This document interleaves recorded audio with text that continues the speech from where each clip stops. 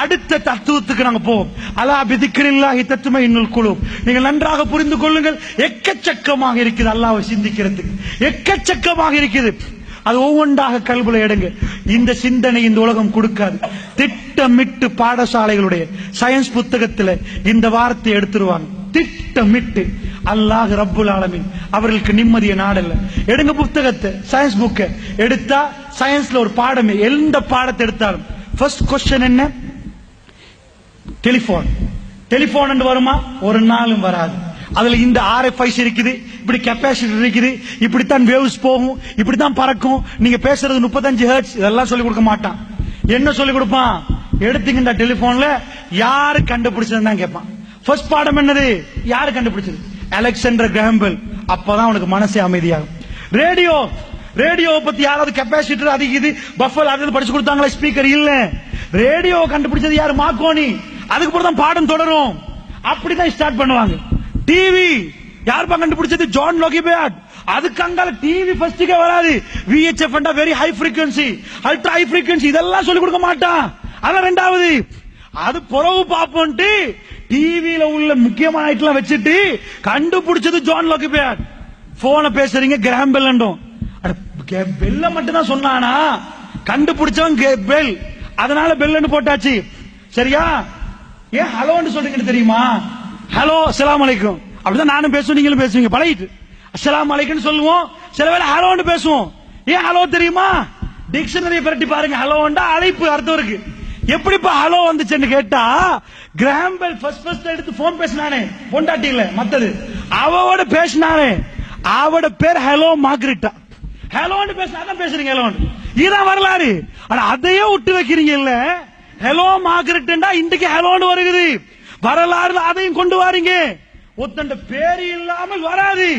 பிள்ளைகளுக்கு படிச்சு கொடுக்கிறோம் மொண்டசெரி என்று. அது ஒரு பொம்பளை பேர் மாரியா மொண்டசெரி. அந்த அம்மாவுக்கு கௌரவமா மொண்டசெரி என்று போட்டார்கள்.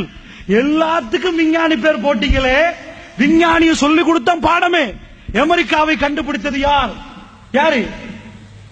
யாரு? கொலம்பஸ். அமெரிக்காவை கண்டுபிடிச்சது யாரு? கொலம்பஸ். அமெரிக்கான கடற்கரையில இருந்து இழுத்தாரா? பானதுரையை கண்டுபிடித்தது யார்? திரும்ப கேட்க மாட்டீங்க. பானதுரையை கண்டுபிடிக்கணும், அதான் பானதுரை இருக்குது. கண்டுபிடிக்கணும், புதுசா ஒன்று சொல்லணும். அட எதுக்கு அமெரிக்காவை கண்டுபிடிக்கணும்? அமெரிக்கா கடல் இழுத்து இழுத்து எடுத்து வெளியே காட்டி அமெரிக்காவை கண்டுபிடிச்சு பாத்தீங்களா? அது எதுக்குப்பா கண்டுபிடிக்கணும்? அதுக்கே கண்டுபிடிப்பாளன் இருக்குதான். அதுக்கு கொலம்பஸ் ஒருத்த இருக்கிறானா? ஸ்ரீலங்காக்கெல்லாம் வராது, பெரிய பெரிய நாடுக்கு தான் வரும். அதுக்கெல்லாம் வந்தா ஒன்ன கண்டுபிடிச்சது யாரு? ஃபர்ஸ்ட் கொஸ்டின் அதானே வரணும். அதுக்கு மட்டும் மல்டிபிள் கான்செப்ட் என்ன தெரியுமா? குரங்கு. குரங்கு என்ன குரங்கு? மனுஷனை கண்டுபிடிக்கலாம், குரங்குல இருந்து வந்துச்சான். சரி, மல்டிபிள் ஆன்சர். இதை கண்டுபிடிச்சது அவனா, அதை கண்டுபிடிச்சது அவனா, ஒன்ன கண்டுபிடிச்சது யாரு? குரங்கு. குரங்கு கண்டுபிடிக்கலாம், குரங்குல இருந்து வந்தானா? சரிப்பா, அப்ப குரங்கு கண்டுபிடிச்சது யாரு? அதெல்லாம் கேட்க கூடாது, அப்படித்தான் வருகிறது. அது ஏற்க எப்படி பேச்ச மாத்திரம் பாத்தீங்களா? திட்டமிட்டு மாத்திரம். விஞ்ஞானிக்கு தெளிவா தெரியுது. சில விஞ்ஞானிகள் சொல்றாங்க behind these things, இதுக்கு பின்னாடி மிராக்கிள், பெரிய அற்புதம் இருக்கிறது. எங்களால் ஒன்றுமே கண்டுபிடிக்க முடியல. இந்த கிட்னி எப்படி பையங்குது? பிளாஸ்டிக் கிட்னி, ரப்பர் கிட்னி செய்ய முடியலையே. ஹாஸ்பிட்டலுக்கு போனீங்கடா, கிட்னி ஃபெயிலியர் ஆனவன் பக்கத்துல போய் பாருங்க, டயாலிசிஸ் பண்ணுவான். ஹெமோடயாலிசிஸ் மெஷின் 4 அடி உயரம், 90 கிலோ பாரம். வெள்ளை கலர் மெஷின் கண்டிருப்பீங்க. 4 அடி உயரம், 90 கிலோ பாரம். கிட்னி செய்யற வேலையை செய்யுமா? ஜஸ்ட் 40%.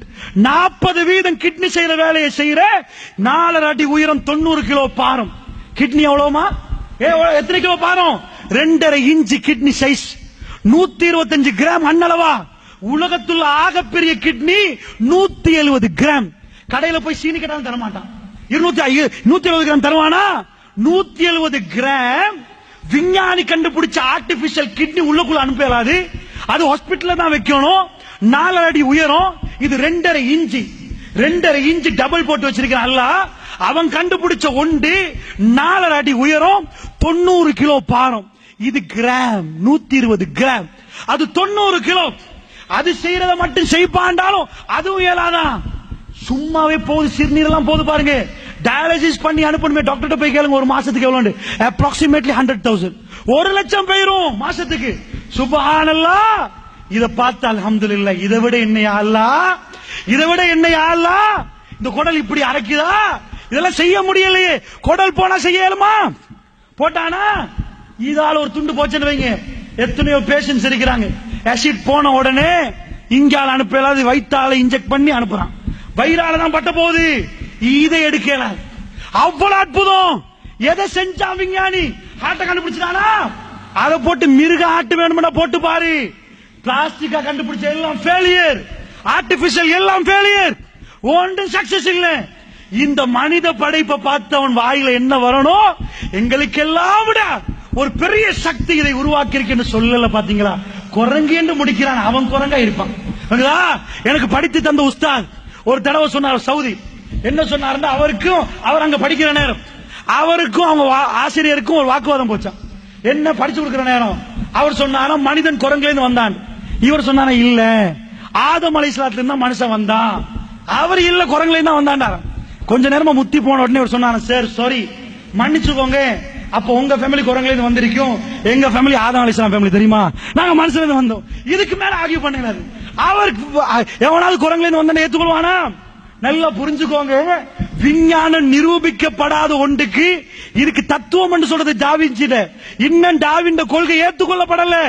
அதை கொண்டு போய் 11ஆம் ஆண்டு விஞ்ஞான பாட புத்தகத்துல கொண்டு போய் இலங்கையில கொண்டு போய் அதை போடுறான்டா. தத்துவம் ஏற்றுக்கொள்ளப்படல, என்னென்னமோ இதுவரைக்கும் கண்டுபிடிக்கப்படல. எவனுமே பானத்துறையில குரங்கலா இருந்து மனுஷனா வரல, அமெரிக்காவில் குரங்குல இருந்து வரல. அதை எடுத்து போற சைத்தான் எப்படி விளையாடி இருக்கிறான். உங்க குடும்பத்தில் உங்க பிள்ளைக்கு நீங்க அல்லாஹ்வை சொல்லி கொடுக்காட்டி, ரப்புல் ஆலமீனை பத்தி பேசாட்டி எப்படிமா நிம்மதி வரும்? அல்லாஹ்வுடைய நல்லடியார்களே, அதை நன்றாக புரிந்து கொள்ளுங்கள்.